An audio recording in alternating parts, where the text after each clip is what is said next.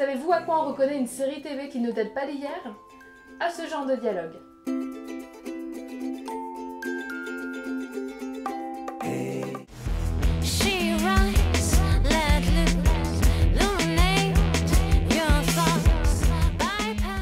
Salut à tous et bienvenue dans l'épisode 30 de Junk on the Web. Cette semaine, j'ai envie de vous parler de quelque chose qui me tape un peu sur le système, à savoir les articles conseils bidons à destination des femmes. Si jamais vous êtes une femme ou si vous en connaissez une, l'inverse serait quand même un petit peu inquiétant, vous savez que beaucoup de femmes aiment lire des articles, que ce soit dans la presse féminine ou sur internet, à destination d'elles-mêmes, qui sont là pour donner des conseils sur des thèmes aussi variés que l'esthétique ou la sexologie. Je ne parle pas des blogs qui sont tenus non pas par des rédactrices professionnelles forcément ou des journalistes, mais par des filles lambda, mais bien des articles sur des sites professionnels dont la vocation est de donner et d'inspirer les femmes et qui parfois, alors qu'ils sont censés quand même faire des choses pour nous prennent vraiment pour les dernières des cruches. Ces derniers jours, je suis tombée sur deux de ces articles en particulier qui viennent du site Terra Femina et qui ont été relayés sur le Huffington Post. C'est de cette façon que je les ai trouvés. Et honnêtement, ils illustrent parfaitement ce dont je veux parler. En prenant exemple sur ces deux articles en particulier, je vais pouvoir vous montrer comment ces rédacteurs prennent les femmes pour des connes en 5 étapes. Première étape, avoir un titre super accrocheur qui va générer du clic et bien référencé. Pour ça, il n'y a pas de souci, les nanas qui écrivent ça ont bien appris leur leçon.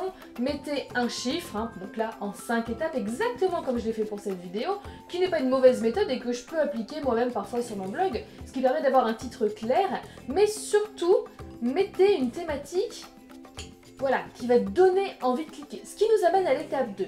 Parler de cul. Oui, parce que, on va être honnête, il n'y a pas que les hommes qui pensent au sexe, et surtout, les femmes, on nous a habitués à toujours nous poser des questions, puisque, on parle d'égalité, mais ce n'est pas encore vraiment le cas, on est quand même toujours dans une époque où c'est à la femme de faire des efforts et de faire en sorte que la sexualité dans son couple soit épanouie. Donc, dans votre titre, mettez quelque chose qui a un rapport de près ou de loin avec le sexe, et ça devrait aller. Ce qui nous donne donc comme deux titres pour les articles concernés, 5 très bonnes raisons de dormir nu et le sexe, 5 étapes pour tester l'amour lentement. La troisième étape commence à être un petit peu plus sournoise. Le but du jeu, c'est de placer quelques phrases de choses que la majorité des femmes font en pensant que ce n'est pas un souci, mais le faire passer comme voilà, la chose à ne pas faire, histoire d'être sûr que la femme se sente accrochée et se dise merde, je fais pas les choses de la bonne façon, vite que je continue à lire cet article, il va y avoir la solution dedans. Alors oui, dit comme ça, vous allez me dire, mais toi-même là t'es en train de dire que les filles qui lisent ça sont pas très fut-fut. Non, c'est pas ce que je dis, c'est juste que quand on lit ce genre de choses, on n'est effectivement pas en mode réflexion, intelligence, etc. puisqu'on lit d'abord ça à la base pour se détendre. Donc oui, c'est le moment où on met le cerveau en pause. Étape 3 donc. Amener la femme à se sentir comme une grosse nullarde et ça commence dès le début de l'article, par exemple pour les 5 très bonnes raisons de dormir nu. Chaque soir, vous enfilez méthodiquement le vieux pyjama mollasson que vous aimez tant avant de vous glisser couverte de couches et de couches de t-shirts publicitaires sous la couette dans laquelle vous vous enroulez tel un nem échoué. Et donc là immédiatement, toutes les filles qui ont le malheur de porter un pyjama pour dormir, oh là là, que ça soit un vieux t-shirt ou une nuisette ou peu importe, mais qui met quelque chose sur elle et il se dit oui, c'est vrai que je mets ça machinalement et je ressemble à un M. Voilà, belle illustration. Dans notre article, c'est pareil, ça commence très fort. Oubliez les 5 à 7, les quickies et non pas quickies, et toutes les parties de jambes en l'air qui nécessitent un chronomètre. Le secret pour prendre son pied, c'est de prendre son temps. Donc là, toutes les femmes qui n'ont pas forcément beaucoup de temps mais qui arrivent quand même à avoir une vie sexuelle ou qui de temps en temps proposent et tirent un coup comme ça vite fait, vont comprendre que non, c'est pas comme ça, et que finalement, si elles ne sont pas épanouies sexuellement, c'est très certainement à cause de ça. Passons à l'étape numéro 4, tomber dans les clichés. Citer des choses qui vont toucher les femmes, qui vont leur faire se dire « Ah oui, ça je le veux ». Et franchement, n'ayons pas peur d'y aller de façon bien évidente. C'est ainsi que dans le point 3 de l'article sur le fait qu'il faut dormir nu, nous trouvons vous aurez de plus beaux cheveux. Oui, tout à fait. Je vous jure qu'ils ont écrit ça. Et même eux, ils trouvent ça un peu fou parce qu'ils disent « Oui, c'est fou, mais sachez que la sécrétion de mélatonine et de l'hormone de croissance, hormone anti-âge, serait très perturbée par une trop forte chaleur. Ainsi, avoir trop chaud pendant son sommeil nuirait à cette régénération constante, au contraire boostée par la baisse de la température du corps. Vous conviendrez qu'il serait dommage de se priver de ce petit lifting naturel nocturne pour quelques petits frissons, d'autant plus que qui dit hormone belle peau dit également beaux cheveux. » Et enfin, étape 5, rentrer dans les vrais conseils. Donner des conseils, mais surtout des conseils qui concrètement sont impossibles ou inimaginables à appliquer. De cette façon, les femmes ne les appliqueront pas, mais elles ne se diront pas que c'est parce que les conseils sont pourris, puisque vous leur avez expliqué depuis le début que de toute façon, elles ne connaissent rien, elles font pas les choses correctement, il faut suivre ce que vous dites. Non, ce qu'elles vont se dire, c'est c'est normal que ça fonctionne pas, j'ai pas appliqué ces super conseils. Vite que je continue à lire les autres conseils de ce site, puisqu'ils vont trouver la solution. Alors, j'espère vraiment que ce n'est pas ce qui se passe dans la tête des femmes, mais j'ai un peu l'impression que les gens qui écrivent ces choses ont envie qu'on se dise ça. Pour vous donner un exemple particulièrement concret, je pense que c'est mon préféré. Dans l'article sur le fait de faire l'amour lentement, il y a « Tester le striptease sophrologique ». Je vous laisse 2 secondes pour analyser ce terme. Alors, qu'est-ce que le striptease sophrologique? Le concept, imaginez que chacun de vos vêtements est un complexe ou un souci et vous en délestez un par un. Une fois nu, on est libéré et disponible. On est ensuite prêt à se laisser guider par son corps. Alors comment dire? L'idée d'un striptease, normalement, c'est de séduire l'autre. C'est pas pour soi qu'on le fait. Donc déjà, il faut réussir à le faire. Mais si en plus, pendant qu'on le fait, il faut penser à attribuer un souci à chacune de ses fringues et en même temps se concentrer sur l'autre pour être un minimum sexy et par la même occasion avoir l'impression de se débarrasser d'un problème. Non mais Terra Femina,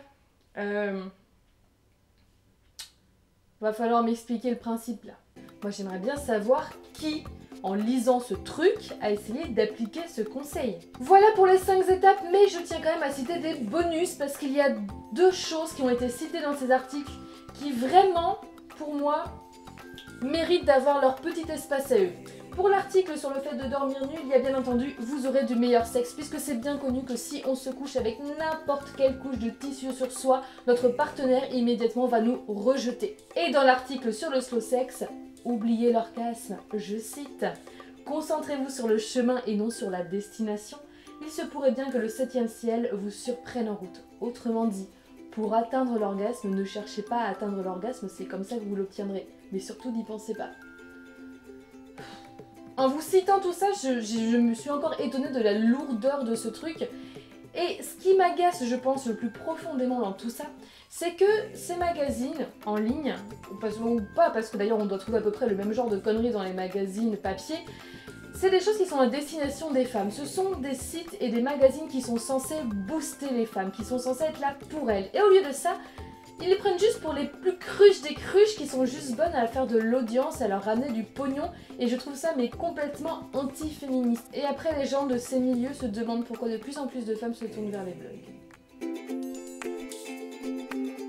Première image de la semaine, c'est cette femme en Angleterre qui a ouvert le premier salon de tatouage pour enfants.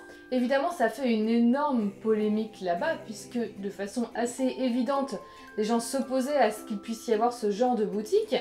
Et si vous aussi vous trouvez ça scandaleux, rassurez-vous, c'était tout simplement une fausse boutique, une fausse ouverture, dans le but de faire justement une polémique, et de la part de cette femme de dénoncer l'hypersexualisation des enfants et le manque de responsabilité de certains parents. Mais ceci dit, il faut savoir que cette femme a reçu des appels de personnes qui voulaient réellement faire tatouer leurs enfants, comme quoi il y a bien un besoin de dénoncer tout ça. Deuxième image de la semaine, si vous n'êtes pas trop branché foot mais plutôt branché cute, sachez que Minute Buzz a lancé la Cute du Monde 2014, une super initiative pour les gens comme moi. C'est très simple, au lieu d'avoir des équipes de joueurs de foot qui s'affrontent, ce sont des vidéos d'animaux trop choupinous pour lesquels vous pouvez voter. Le premier match était entre une paire de loutres et des petits traits, autant vous dire que la team loutre a gagné haut la main et que personnellement c'est l'équipe que je soutiens, que vous soyez team loutre ou team ce que vous voulez parce qu'il y a l'embarras du choix. Je vous mets le lien en barre d'infos et je vous invite grandement à aller voter. mais plutôt pour les loutres, s'il vous plaît. Troisième image de la semaine, on va quand même un petit peu rester dans le thème de la Coupe du Monde, puisque de toute façon, je ne peux pas passer à côté tellement ça a envahi le web. Mais aviez-vous remarqué la ressemblance entre le logo de la Coupe du Monde et un facepalm? Si jamais maintenant vous ne pouvez plus voir autre chose, je suis pas trop désolée.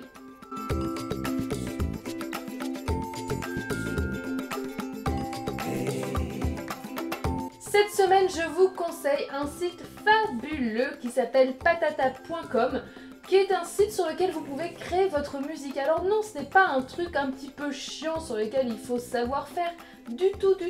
Il vous suffit tout simplement de taper sur les touches de votre clavier, puisque chaque touche correspond à un son plutôt électronique, et vous pouvez vous amuser comme ça pendant des heures. Je vous déconseille donc encore une fois de faire ça au boulot, sauf si vous voulez vous faire une petite session de groupe en open space, ça peut être sympa aussi.